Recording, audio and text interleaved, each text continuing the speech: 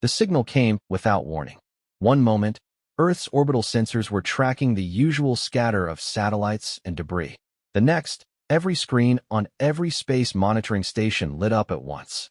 The Galactic Council's emergency broadcast cut through every frequency humanity had ever learned to listen to, translated in real time by the same alien software they had gifted Earth only 3 years ago, back when first contact was still being called the greatest moment in human history.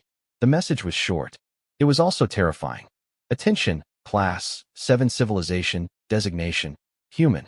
The Vorkai Dominion has filed a conquest declaration against your star system. Under Galactic Law, Article 9, Subsection 4, civilizations below Class 5 military rating are not eligible for Council protection. You have 72 of your planetary hours to submit a formal surrender or face total annexation. This broadcast is informational only. The Council regrets it cannot intervene. Then silence. In Geneva, the UN emergency chamber filled within the hour. Ambassadors, generals, scientists, and heads of state crowded around tables that were never designed to hold this kind of weight. On the main screen, a live feed from the Hubble Deep Array showed what everyone already feared: 17 Vorkai warships, each one roughly the size of Manhattan, dropping out of faster-than-light travel just beyond the orbit of Neptune. They were not hiding. They were not rushing. They moved the way something moves when it knows it has already won. Commander Yara Osei of the Earth Defense Coordination Unit stood at the front of the room and looked at the faces around her. She had spent 12 years preparing for threats: asteroid impacts, solar events, rogue nation cyber warfare. She had never, not once, prepared a briefing for this. But she did not let her hands shake. She pressed them flat against the table and spoke clearly. We have 72 hours. We are not going to spend them panicking. That got a few bitter laughs. Good. Laughter meant people were still thinking. The Galactic Council's representative, a being called Envoy Thessari, joined the feed from the orbiting neutral station above Earth.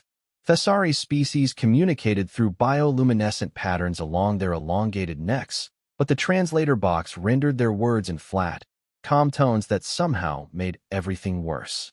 I wish to express the Council's sincere sympathies, Thessari said. The Vorkai have filed 17 conquest declarations in the past 2 centuries. All 17 target civilizations surrendered. It is the Council's assessment that resistance is statistically inadvisable. With respect, said Dr. Amara Singh, Earth's lead xenopolitical advisor, the Council's statistics do not account for us. Thessari's neck patterns flickered in what the translation software flagged as confusion. You are a Class 7 civilization. You have had spaceflight for less than a century. You have no energy shielding. You have no directed energy weapons rated above 0.3 terajoules. Your military vessels number 41, the largest of which is your ISS defense platform, which the Vorkai would classify as a medium-weight patrol craft. We know what we have, Osei said. What we'd like to know is what the Vorkai want with us. That, at least, Thessari could answer. Earth was not special in the way humans like to think. It was special the way a perfectly located piece of real estate was special. The solar system sat at the intersection of 3 emerging trade corridors. Earth's magnetosphere made it a natural anchor point for faster-than-light relay infrastructure. The Vorkai did not want humanity. They wanted the address. That information changed something in the room. Not the fear stayed. But beneath it, something harder and older began to wake up. General Marcus Webb, head of NATO's Unified Space Command, pulled up a holographic map of the solar system. They're holding at Neptune.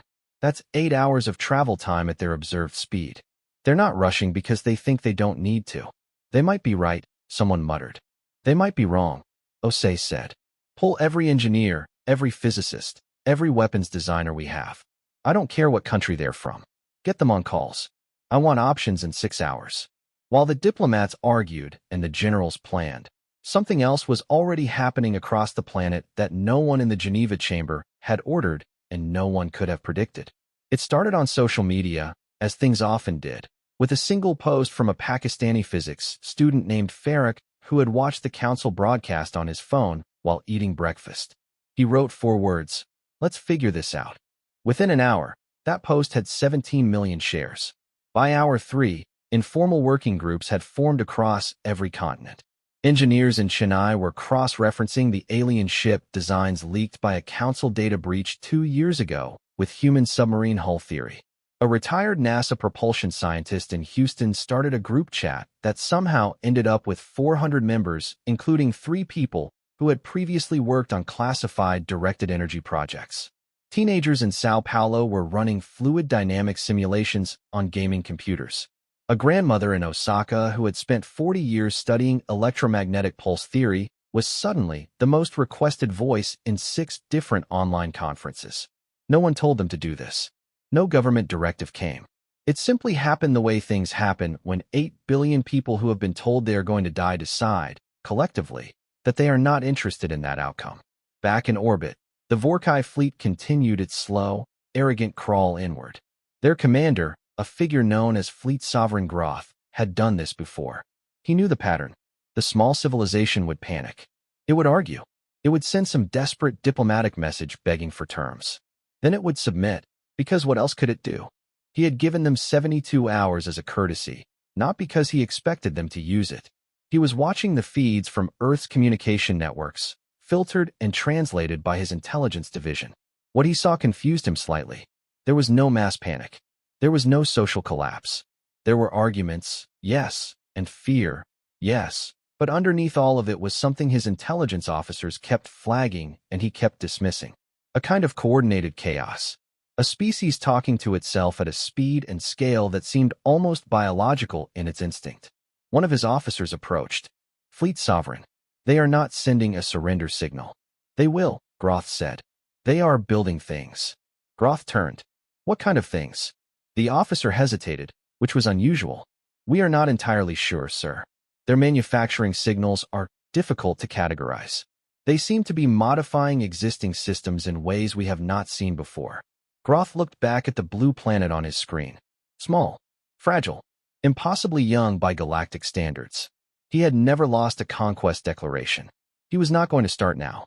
But for just a moment, looking at all those signals blazing up from the surface, all that noise and motion and refusal to be still, he felt something he had not felt in a long time. He felt uncertain. In Geneva, Osei received the first batch of proposals at hour 6. She had asked for options. What she got was something far stranger and far more interesting than that. She read through the first summary, then the second, then looked up at her team with an expression that was not quite a smile, but was heading in that direction. They want to do what? General Webb asked. Several things, Osei said. Most of them insane. A few of them brilliant. And one of them, she paused, reading again. One of them just might work. She put the summary on the main screen. The room went quiet as everyone read. Then, one by one, the quiet broke into something that was not laughter and not crying, but somewhere exactly between the two. Because what the engineers and the physicists and the teenager from Sao Paulo and the grandmother from Osaka had come up with, working together across languages and borders and time zones in less than 6 hours, was not a white flag. It was something the Vorkai had never seen before, and it was going to take a lot of explaining to the Galactic Council. But first, it had to work. The plan had no official name. Commander Yara Osei called it the patchwork because that was what it was, a collection of ideas stitched together from 1,000 different minds, held in place by pure desperation and the kind of engineering confidence that only comes from people who have never been told something is impossible before anyone had the chance to explain why. At its core, the patchwork relied on 3 things humanity had in abundance: quantity, creativity, and a very particular talent for using the wrong tool in exactly the right way. The first element was the orbital debris field. Over 70 years of spaceflight, humanity had filled the region of space around Earth with roughly 27,000 pieces of tracked debris and an estimated 500,000 smaller fragments, dead satellites, spent rocket stages, collision remnants, and 1,000 other pieces of metal that space agencies had been quietly panicking about for decades. The Vorkai's intelligence division had cataloged it, noted it as a navigational nuisance, and moved on. They were not wrong to dismiss it. On its own, space junk was not a weapon. But Dr. Lena Park, a 41-year-old orbital mechanics specialist from South Korea, who had spent her career trying to clean up that debris, had spent the last 6 hours looking at it from a completely different direction. She was not trying to remove it anymore. She was trying to aim it. Not all of it. Not even most of it. Just the right pieces, in the right sequence, at the right time. The physics were complicated. The logistics were nightmarish. The communication required to coordinate dozens of ground stations for operational space platforms and the repurposed engines of 11 decommissioned satellites was the kind of thing that should have taken months of planning. Park's team had 6 hours, bad coffee, and a shared document that had been simultaneously edited by 230 people. It worked anyway. The second element was the signal weapon.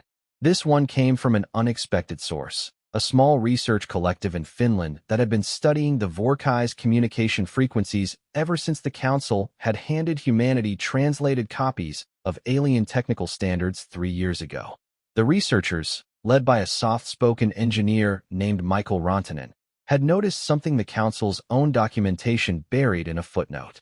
Vorkai warships used a specific resonance frequency for internal system synchronization. It was elegant technology, the kind that worked perfectly under normal circumstances. Normal circumstances did not include a species that had spent a century building radio telescopes capable of punching signals through cosmic background noise. The Earth Deep Signal Array, originally designed to listen for alien intelligence, and now, ironically, used against one, could be repurposed to broadcast on a frequency that would not destroy the Vorkai ships, but would do something almost more interesting. It would cause their navigation and targeting systems to briefly, catastrophically disagree with each other. Not an explosion, a confusion. A few seconds of every ship's computer arguing with itself. A few seconds was enough. It had to be. The third element was the oldest one. General Marcus Webb had stood in front of the Geneva chamber and said something that made 3 ambassadors visibly uncomfortable. We are not going to win a stand-up fight. We know that. They know that. So we are not going to have a stand-up fight. He clicked to the next slide. We are going to have the most complicated ambush in the history of warfare. The 41 ships of humanity's space fleet were not impressive by galactic standards. But they were fast, they were crewed by people who had nothing to lose, and they had spent years training in the one environment the Vorkai had not accounted for, the cluttered, debris-strewn, magnetically active mess of near-Earth space. Vorkai warships were built for open space engagements. Clean lines of fire, predictable physics, enemy vessels that behaved in cataloged ways. They had never fought inside a debris field because no civilized species would choose to do so. Humanity was not feeling particularly civilized right now. While the military preparations moved forward, something else was unfolding in the diplomatic channel that no one had quite expected. Envoy Thessari had requested a second conversation with Dr. Amara Singh, this time privately. Thessari's neck patterns were doing something the translation software described as anxious flickering. You are not surrendering, Thessari said. It was not a question. No, Singh said.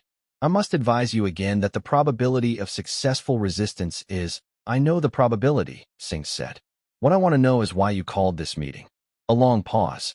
The bioluminescent patterns shifted slowly. Because in 17 previous conquest declarations, the target civilization always asked the Council for help. You did not. You asked us for information and then stopped talking to us. We have been watching your communications, and we do not understand what you are preparing. The Council's analysts have filed 12 different assessments in the last 12 hours. None of them agree. Singh leaned forward. Good. That is not reassuring. It's not meant to be reassuring to you, Singh said. It's meant to be terrifying to them.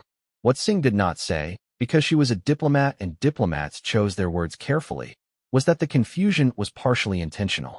Earth's communication traffic had been deliberately kept noisy and contradictory, not through any organized order, but because 8 billion people doing 8 billion different things all at once naturally produced a signal that no alien intelligence model had ever been trained to interpret. The Vorkai's analysts were not used to civilizations that made decisions this way, organically and loudly, and without a single chain of command at the top. They kept looking for the leader. There was no single leader. There was just humanity, all of it, moving in the same general direction at once. Fleet Sovereign Groth received his intelligence briefing at the 40-hour mark and found himself in the unusual position of being genuinely unsure what he was looking at. His analysts had identified what appeared to be weapons preparations, but they were unlike any weapons preparation in the Council's catalog. His navigational officer flagged that the debris field around Earth was shifting, slowly, almost imperceptibly, but shifting in a way that had a pattern his computers could not fully model. His communications division reported that Earth's deep signal arrays had gone quiet, which was somehow more alarming than if they had been broadcasting. "They are doing something," his second-in-command said. "Yes," Groth agreed. "What?" "I don't know." He said it quietly, just for the two of them. He would not say it to the fleet. "Send a communication. Remind them of the deadline. Express our willingness to accept a conditional surrender." The communication went out. Earth's response came back in 40 minutes, which was fast enough to indicate they had been waiting for it. It was not a surrender offer. It was a question. "Fleet Sovereign Groth, we have a few things we'd like to show you. Would you be willing to talk?" Groth stared at the message. In 17 conquest declarations, no one had ever asked him to talk at this stage. Surrender, yes. Please, yes. Desperation and threats and occasionally impressive last stands, yes. But not this. Not an invitation delivered in the calm tone of someone who thought they had something worth showing. He almost declined. His instinct was to hold course, maintain pressure, let the deadline do its work. But the debris field kept shifting. The signal arrays stayed quiet. And somewhere in Groth's long career of conquest, a small but insistent voice, the same voice that had kept him alive in 12 military engagements, told him that dismissing an unknown was how commanders made fatal mistakes. "Tell them we will listen," he said. For 1 hour. Back on Earth, Osei received that confirmation and allowed herself exactly 3 seconds of relief before moving on. The talking was not the plan. The talking was what happened while the plan finished getting ready. Every minute Groth spent in conversation was a minute that Park's team used to nudge another piece of debris into position, that Rontanen's signal arrays used to calibrate their broadcast, that 41 human ships used to move into the exact positions where the math, messy, imperfect, human math, said they needed to be. Singh opened the video channel to Groth's flagship. She had prepared notes, but set them aside. What she needed now was not a speech. It was a conversation, genuine, curious, and long enough. Groth's image filled the screen. He was large, grayscaled, with 4 eyes arranged in a wide arc that gave him nearly 360 degrees of vision. He had the look of something that had been winning for so long that winning had stopped feeling interesting. "You wanted to talk," he said. "We did," Singh replied. "We wanted to ask you something first, before everything else. In your 17 previous declarations, did any of them fight back?" A pause. "No." "Then you've never actually seen what happens when we do." She smiled at him. It was a human expression, and the translation software probably rendered it strangely. But it carried something that crossed species lines, something old and universal. Groth felt it. And for the first time since entering this system, he leaned forward in his command chair. 43 minutes later, the debris field moved. It did not look like a weapon. That was the thing that stunned Groth's tactical officers first. Not the scale of it, not the speed, but the fact that for 3 full seconds, none of them recognized what they were seeing. Their threat detection systems ran through every cataloged weapon type in the Galactic Council's combined military database and returned nothing. Because what was moving toward the Vorkai fleet was not, technically, a weapon. It was garbage. 27,000 pieces of orbital debris, months and years of human carelessness turned inside out by 6 hours of frantic calculation, began to move in a coordinated cascade. Not at the fleet, not directly, not yet. The first motion was subtler than that. Selected fragments shifted trajectory in precise sequences, using the gravitational influence of Earth and Moon as slingshots, creating a moving lattice of metal and carbon fiber that spread across the inner approach corridor like a net being drawn slowly closed.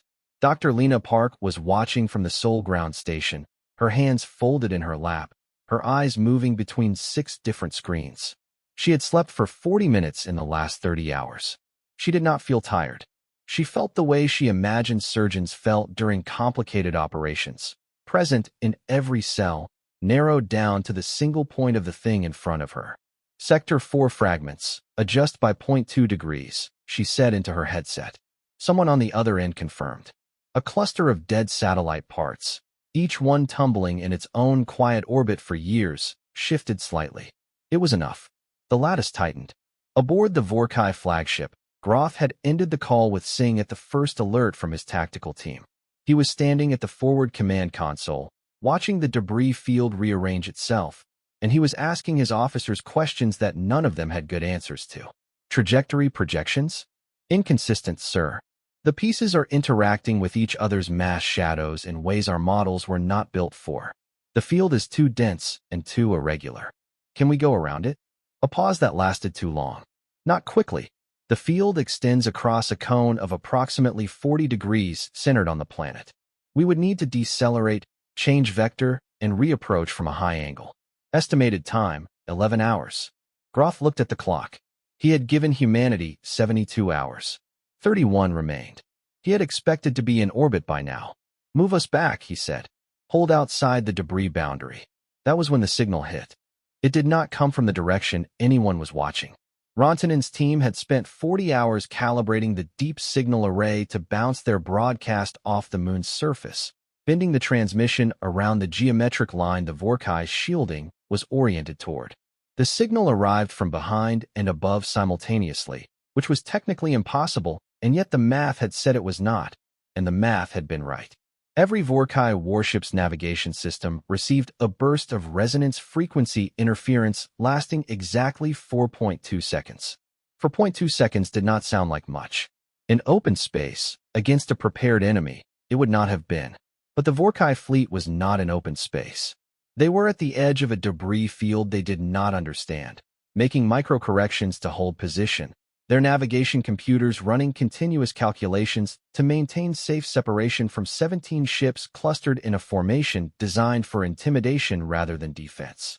When those navigation computers spent 4 seconds contradicting their own sensor data, 3 ships made the same small error in the same small window of time. They bumped. Not catastrophically. Not explosively. The Vorkai's structural integrity was excellent, and no one died. But the collision alerts sent 2 more ships into automated evasive patterns, and those patterns, calculated for open space, pushed them sideways into the outer edge of the debris lattice that Park's team had so carefully positioned. The fragments were small, too small to breach hull armor, but they were dense enough and moving fast enough to knock out the sensor arrays on the outer hull of both ships. Partially blinded, those ships sent emergency signals, and the formation tightened instinctively, exactly as human behavioral analysis had predicted it would, because every military force in history tightened when threatened, and tightening put the Vorkai ships exactly where the 41 human vessels needed them to be. Commander Osei's voice came over the fleet channel, steady and clear. All units, execute. The human fleet did not charge. It did not attack in the way the word attack was usually understood. What it did was stranger and harder to defend against. 12 ships fired modified pulse charges, not at Vorkai hulls, but at specific fragments of the debris lattice. The physics that followed were exactly what Park had calculated. Fragments accelerated along predetermined vectors, striking other fragments, creating cascading motion chains that drove waves of debris rolling toward the outer Vorkai formation. The ships scattered to avoid them, and in scattering, broke their firing formation. The other 29 human ships moved in the gaps. They were not trying to destroy the Vorkai fleet. They could not destroy the Vorkai fleet. What they were doing was something that had no name in the Galactic Council's catalog of military tactics, because no other species had ever tried it. They were hurting. Using the terrain, using the debris, using the Vorkai's own defensive instincts against them, pushing the fleet back, fragmenting their formation, creating pockets of isolation between ships that could not coordinate effectively with each other when their sensors were overwhelmed by so many small moving objects. On the Galactic Council's neutral observation station, Envoy Thessari was watching the tactical feed with a level of attention that their species usually reserved for things of profound importance. 3 other council delegates had arrived in the last hour, drawn by reports they had dismissed as clerical errors. They were not dismissing anything now. That is not a recognized combat doctrine, said one delegate, a species called the Mravani, who had held the Council's military analysis portfolio for 60 years. No, Thessari agreed. They are using refuse as a strategic asset. Yes. They have turned navigational hazards into a controlled battlefield. Yes. The Mravani delegate's equivalent of a jaw was doing something that suggested profound recalculation. We classified them as Class 7. We did. Our classification assumes conventional military development. standardized weapon systems, recognized tactical frameworks. A pause. They built none of those. They built something else entirely, and we did not notice because we were not looking for it. Thessari said nothing, because there was nothing useful to say.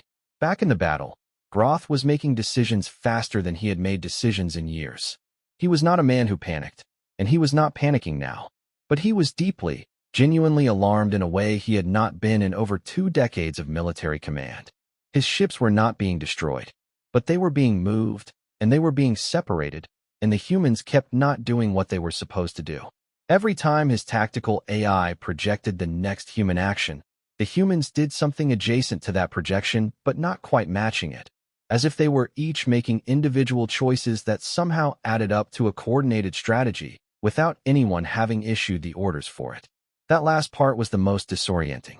His intelligence division had been looking for humanity's command structure throughout the engagement. They found something, yes, Osei's fleet channel, the coordination signals, the framework of an organized military. But beneath it, alongside it, was something else. Constant chatter between ships, between ground stations, between what appeared to be civilian experts feeding data to military crews in real time. A grandmother's voice from Osaka appeared in 3 separate intercepts, providing navigational microcorrections to 3 different ships. A group of teenagers' simulation data was being fed directly into the targeting algorithm of a destroyer. It was not a chain of command. It was a web, and you could not cut the head off a web. Fleet Sovereign. His second-in-command approached carefully. We have lost clean formation. Ships 4, 9, and 12 are isolated from mutual support. The debris density between them and the main body is increasing. Can we regroup? If we accelerate toward the planet, yes. But that brings us deeper into the field. Groth stared at the tactical display. 17 ships. Not one lost. Not one critically damaged. And yet somehow, incomprehensibly, he was losing. Not in the conventional sense, but in the sense that mattered. The sense of control, of knowing what came next, of being the actor and not the one being acted upon. He had one option that his training said he should not use this early. His long-range bombardment arrays. They could clear the debris field, level the tactical board, reset the engagement on terms he understood. The collateral damage to the planet's surface would be significant. He reached for the authorization console, and then the second signal hit. Not the resonance frequency this time. Something different. Something that came from the planet itself, a broad-spectrum broadcast on every frequency simultaneously, and what it carried was not a military signal at all. It was a voice. Dr. Singh's voice, speaking in Vorkai standard, broadcast with enough power to reach every ship in the fleet, and, as everyone would discover in the next several hours, every council relay station within 4 light years. Fleet Sovereign Groth. We know what you are about to do. We know that you have the capability to end this by force. We are asking you to stop. Not because we are surrendering. We are not surrendering. We are asking you to stop because what you do in the next 60 seconds will define what you are, and we think you are better than what you are about to become. Groth's hand stayed on the console. We have shown you something today, Singh continued. Not a weapon. Not a miracle. Just people, stubborn, ridiculous, creative, exhausting people, who refused to accept the outcome everyone told them was inevitable. We are not asking for mercy. We are offering you something more valuable. We are offering you the chance to be the first fleet sovereign in Vorkai history who chose to stop when stopping took more courage than going on. The bridge was silent. Every officer was watching their commander. Groth's hand did not move. Groth stood with his hand on the authorization console for 11 seconds. His second-in-command counted them afterward, unable to explain why, only knowing that those 11 seconds felt different from any other 11 seconds in his military career. The bridge was so quiet that the ventilation systems were the loudest thing in the room. Every officer stared at some point that was not their commander, because looking directly at him in that moment felt like an intrusion. Then Groth lifted his hand. He did not speak immediately. He walked back to his command chair, sat down, and looked at the tactical display for a long time. The human fleet was still moving, still working, still adjusting, still doing that maddening distributed thing they did where no single action made sense, but the combined result kept shifting reality in their favor. The debris lattice had evolved again while he was standing at the console. Park's team never stopped. Stand down bombardment. Groth said finally. His voice was even. Pull the fleet back to the outer system. Maintain position beyond Neptune. The order went out. His officers executed it without question. The discipline held even when the logic was invisible to them. He opened a channel to Dr. Singh. She was still at the broadcast station. She had not moved. The recording showed later, for the entire duration of his silence. She had simply waited, which was a kind of courage Groth recognized even if he had never seen it displayed quite this way before. You said you were offering something, Groth said. What? Singh straightened slightly. A conversation. A real one, not a deadline. We would like to talk about the trade corridors, the relay infrastructure, and what a partnership looks like as opposed to an annexation. We understand you need this location. We are not interested in giving it to you. We are very interested in discussing what it looks like if we share it. A long pause. The Vorkai do not share. You've never had anyone to share with who could make it worth your while, Singh said. 17 declarations, 17 surrenders. You have never once seen what we can do when we're motivated. Today was not our best work. Today was 6 hours of improvisation. Imagine what we build when we have time. That was the line that Groth remembered long afterward.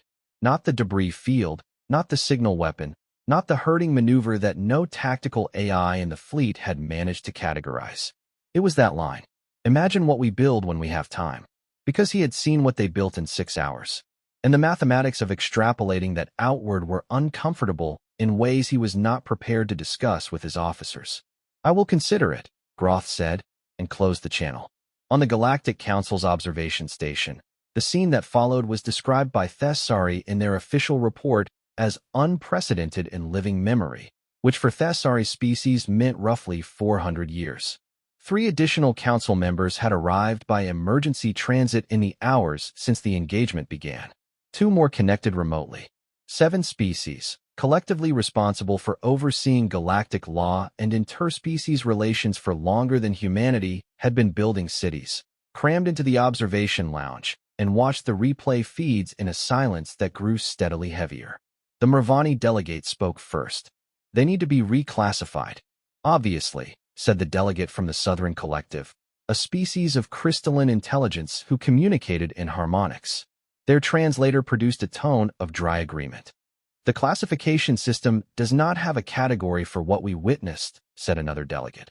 A being from a species called the Yeth who had personally written 2 chapters of the current military assessment framework. Their technological level is Class 7. Their resource base is Class 7. Their military hardware rating is Class 7. A pause. Their operational creativity is not Class 7. It is not anything we have a number for. Thessari pulled up the assessment files. 12 analysts' reports, none of them agreeing. They read through them again in the context of what they had just watched. The Vorkai fleet, 17 warships with a combined armament that could sterilize a moon, had been stalled, scattered, and psychologically outmaneuvered by a species that had been in space for less than a century, using a debris field, a repurposed radio telescope, and 41 ships that the Vorkai classified as patrol craft. The humans had not won. In raw destructive terms, the Vorkai still held overwhelming advantage. But they had done something arguably more impressive than winning. They had made winning cost too much to be worth it. The Conquest Declaration, said the Mervani delegate. It was filed under the assumption of no viable resistance. That assumption is now demonstrably false. The declaration can be reviewed, Thessari said. Under Article 14, subsection 2, a declaration filed on false premises is subject to council arbitration. That provision has never been used. No prior civilization has ever generated false premises by resisting effectively enough to create them. The room went quiet again. A young council aide, a species called Ferali, whose role was to take notes and stay invisible, did something she would later describe as the most terrifying thing she had ever done in a professional context. She raised her hand. 7 pairs of eyes, several of them compound, turned toward her. I'm sorry, she said, but I think we may also need to discuss the broadcast. The broadcast had gone out on every frequency, with enough power to reach every council relay within 4 light years. Dr. Singh's words to Groth were not a private diplomatic communication. They were the most widely transmitted speech by a Class 7 civilization in council history. Before the Council's communication division could assess the situation, the transcript had been received by 43 member species and shared onward by 38 of them. We are offering you the chance to be the first fleet sovereign in Vorkai history who chose to stop when stopping took more courage than going on. 17 different translations. 43 species reading a class. 7 civilizations appeal to a conqueror, not begging, not threatening, but making a moral argument in the middle of a battlefield. And the conqueror had listened. The political implications were not small. 2 weeks later, the Galactic Council convened a formal emergency session. It was the first emergency session in 60 years not called in response to a war or natural catastrophe. It was called in response to a species reclassification request, specifically, the proposal to create an entirely new classification category for humanity. The debate lasted 3 days. The Vorkai sent a representative. This in itself was unusual. The Vorkai had not attended a council session voluntarily in 30 years, preferring to interact with galactic governance through intermediaries. The representative was Grotha's second-in-command, a young officer named Verhul, who had been present on the bridge for those 11 seconds. Verhul did not speak during the debate. She simply sat and listened, which was noted in 17 separate diplomatic reports as significant because the Vorkai never simply sat and listened. In the end, the Council did not create a new category for humanity. They created something more interesting. They created a new evaluative framework, a supplemental assessment process for civilizations that demonstrated what the framework called adaptive operational intelligence under constraint. The framework was designed so that only the species that prompted its creation could currently qualify for it. This was not an accident. Earth was reclassified under the new framework on the last day of the session. The vote was unanimous, which had not happened in the council chamber since the founding accords. Back on Earth, the news arrived at 6 in the morning, Geneva time. Jose was still at the coordination center. She had never fully left it when the notification came through. She read it twice. Then she forwarded it to the distribution list that still included Lena Park, Michael Rantanen, Marcus Webb, Amara Singh, and approximately 430 other people who had built the patchwork in 6 hours and changed the direction of human history in slightly longer than that. She added one line of text to the forwarded message. Not bad for garbage. Park, who was in Seoul and had finally slept for 8 consecutive hours, read the message and laughed until she cried. Rantanen, in Finland, made coffee and read the reclassification document 3 times in full. Webb, who was the sort of man who did not show emotion easily, sat alone in his office for a while before going to tell his staff. Singh, who had spent the past 2 weeks in back-channel communications with Vorkai diplomatic intermediaries that would eventually lead to the first formal partnership agreement in Vorkai history, read the message and felt something she did not have a precise word for. The particular exhausted satisfaction of having argued for something no one believed in and been proven right not just for yourself, but for everyone you were arguing on behalf of. The teenager from Sao Paulo, whose fluid dynamic simulations had contributed to a debris cascade calculation that was now being studied by 3 different council military academies, found out through a notification on his phone. He was in school. He showed his friend, who showed their teacher, who stopped the class and read it aloud to everyone, and none of them entirely understood the significance yet, but they understood enough. The grandmother from Osaka heard it on the news. She nodded once, turned the television off, and went back to her research. There was always more work to be done. On the Vorkai flagship, now holding in deep system patrol beyond the edge of the debris field, Groth received the reclassification report through official channels. He read it in private. He had told no one what had passed through his mind in those 11 seconds at the console.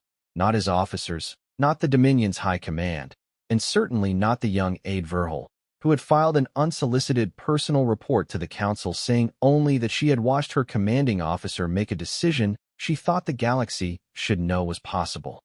Groth set the report down and looked out the viewport at Earth, still visible from this distance as a small blue point of light against the dark. He had seen hundreds of inhabited worlds. Most of them looked roughly the same from far enough away. This one looked the same too, but it was not the same. It was the first world in his career that had looked at 17 warships and, instead of asking how to survive, had asked what they could build with the time they had left, and then had built it. Imperfectly, loudly, chaotically, with a grandmother's equations and a teenager's simulation and a debris field that no one had ever thought to aim before. He had almost destroyed it. He was glad he had not. The Council's new framework was named, in the dry technical language of galactic bureaucracy, the Adaptive Operational Assessment Index. Unofficially, in the informal communication channels between junior staff and diplomatic aides that official history tended to overlook, it was called something else. The name spread across 43 species in 43 different translations, and every translation meant roughly the same thing. The human standard. It would be 40 years before another species qualified for it. And when that species representative stood before the council to receive their reclassification, they were asked, as a matter of new tradition, a single question. Do you know how the standard was created?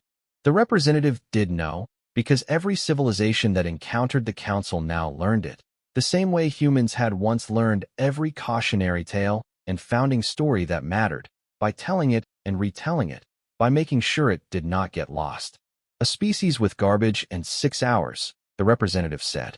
And the council chamber, for the first time in 40 years, filled with the sounds of 17 different kinds of laughter.